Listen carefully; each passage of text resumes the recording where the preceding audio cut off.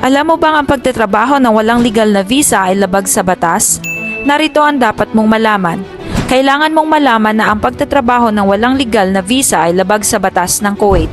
Bukod sa posibleng paglilitis, multa at deportasyon, ito rin ay napakahirap ayusin. Mailang napaalis ng permanente sa bansa. Maghintay hanggang maaprubahan ang iyong visa bago magsimula ng trabaho. Paalala, mag-ingat palagi kung saan ka man ngayon.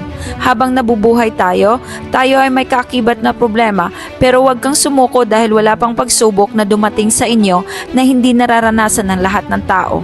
Tapat ang Diyos at hindi niya ipapahintulot na kayo'y subukin na higit sa inyong makakaya.